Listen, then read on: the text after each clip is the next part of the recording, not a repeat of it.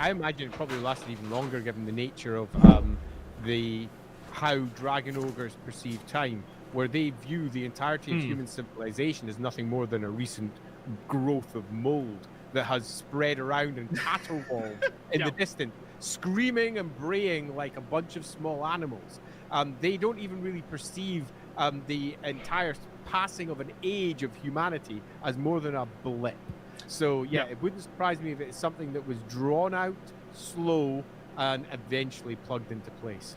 Yeah, and so they have this huge thing, and we know that Kolek Sun Eater plays a very key part in it. The whole reason Kolek is called the Sun Eater is apparently his part in the bargain was so horrible and so blasphemous that the sun will not look upon him ever again. It refuses to look at him. So wherever he goes, he is covered by an endless storm, which works very good for him. Yeah, that's why he's called the Herald of the Tempest, is because wherever he goes, he heralds a tempest because there's an endless storm following him around. What's interesting about that bargain that the Dragon Ogres talk about in the War and Fantasy Roleplay book, because if you've never had a chance to go through the old bestiary for 2nd edition, it's called the Old World Bestiary, you are a damn fool. Go read that right now. It is super fucking long, but it's amazing.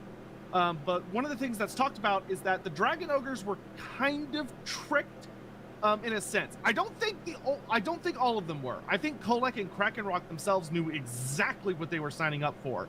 But I don't think necessarily all the Dragon Ogres considered what they were signing up for, in the sense that they got immortality, like the best kind of immortality, where they only get stronger with age, they cannot die. Like, they literally just can't unless someone kills them through battle, which, as Andy said, battle's kind of a nebulous term.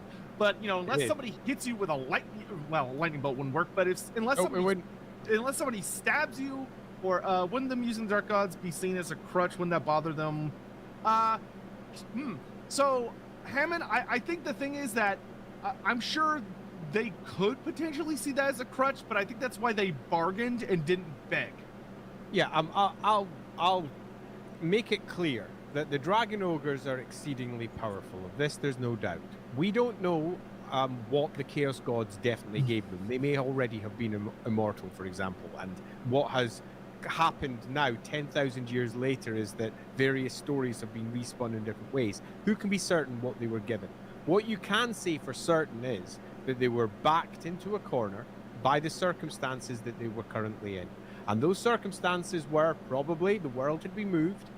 They were no longer in the icy world that favored them.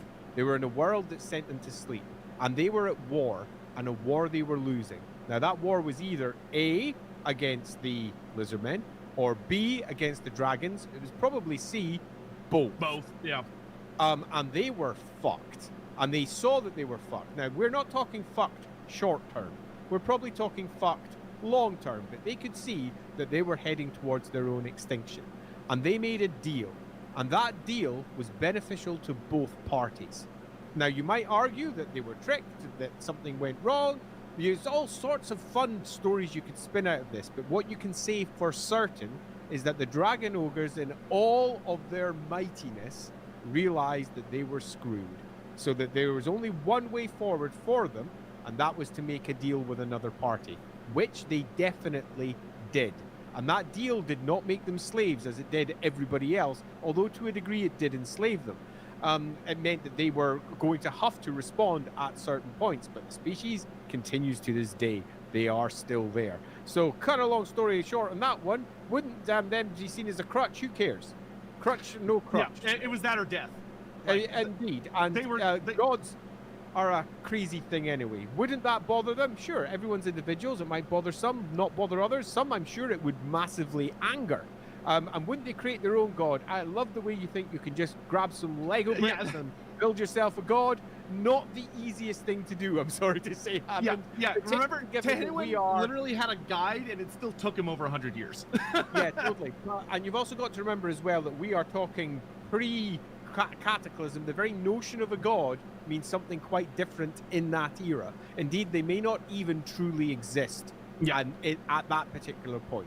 So I think that pretty much answers all that. Thanks very much. Yeah, thank you, Hammond. Back to you. Yeah, so what's interesting is that one of the Dragon Ogres stipulates that the Dragon Ogres traded one form of immortality for another, being that they traded racial immortality, being that you have further generations of your kind to carry on your legacy and all that other stuff, for individual immortality, where we cannot die. And for some of the Dragon Ogres, being like, I think Kolek and Krakenrock, this is an awesome deal. I think they are the kind where they do not care about progeny, they care about themselves. For others of the Dragon Ogres, this genuinely comes off as a very existential crisis, and a very sad one. One of the things that I actually really enjoyed, I want to say in the 8th edition book, is it talks about that many of the Dragon Ogres are genuinely pushing for the destruction of the world. They're not pushing for like any particular victory. They want the world to end, and many of them are not under the illusion that they're going. Like, granted, some of them do, but it's implied that many of them don't even think they're going to survive it. They're just tired, and they don't want to be doing this anymore. I think it's a really cool aspect to them, particularly given that there's various iterations of what the Dragon Ogres are looking for, and one of them is that they're looking to end the world because that ends their deal with the gods. And that's why they're so damn desperate to finally end it all, because either A, they can now die in natural term, or perhaps they can now have their own progeny, perhaps they can continue. Who knows exactly what it is? And I think not having answers to that and having it being somewhat of a mystery, having this very species itself be very difficult to plumb into the details for, is one of the things that makes them so attractive. It's one of the things that makes them so freaking cool.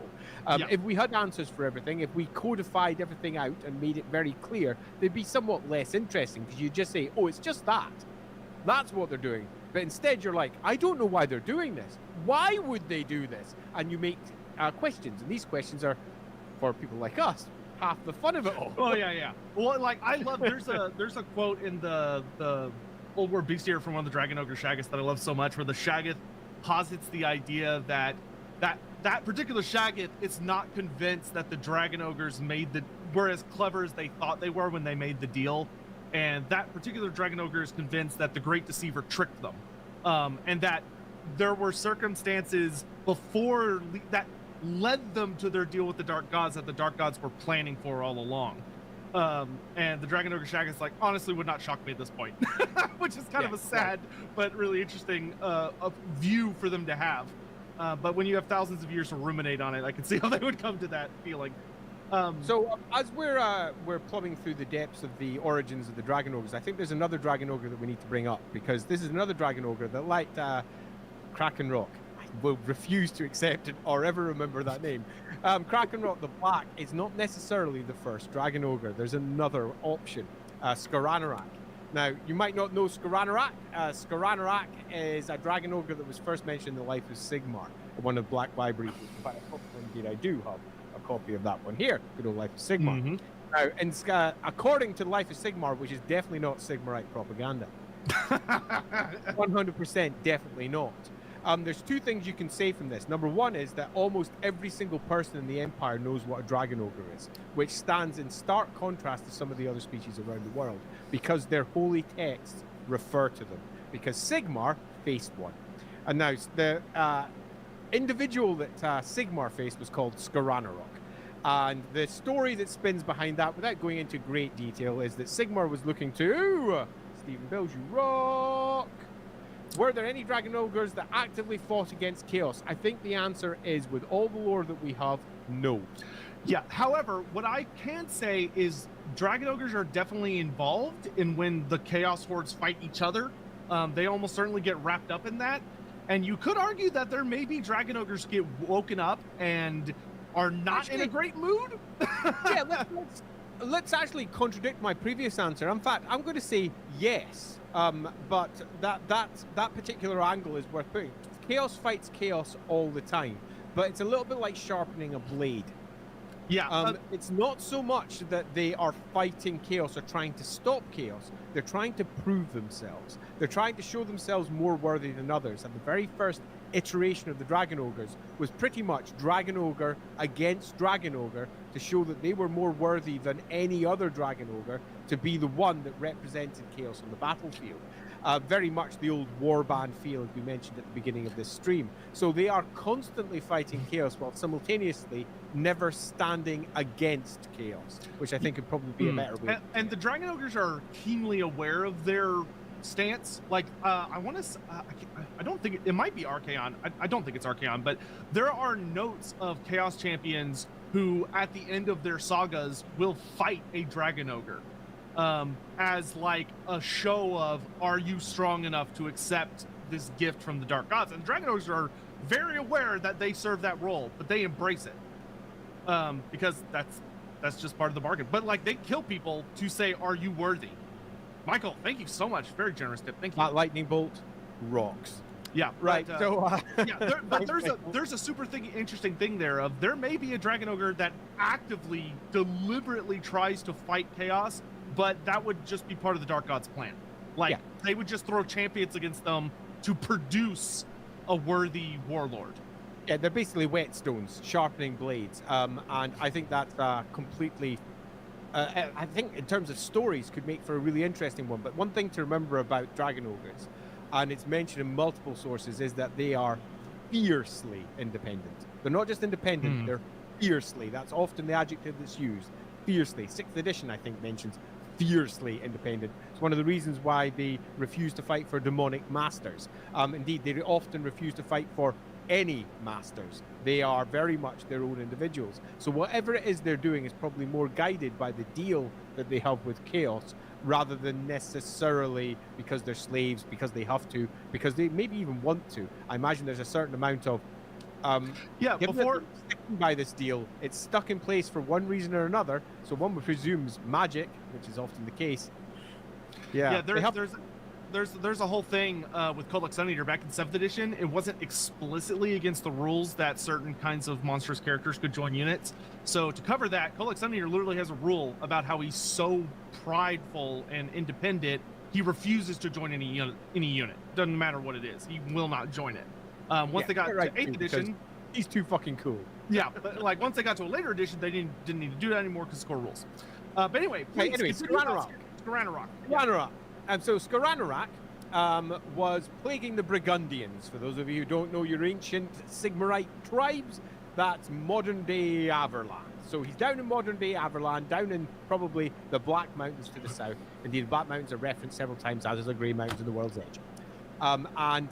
He has been murderalizing folk, and Sigmar wants to bring the Burgundians to his side as allies, in particular to help end the good old battle over at Blackfire Pass, which is going to happen in a few years' time.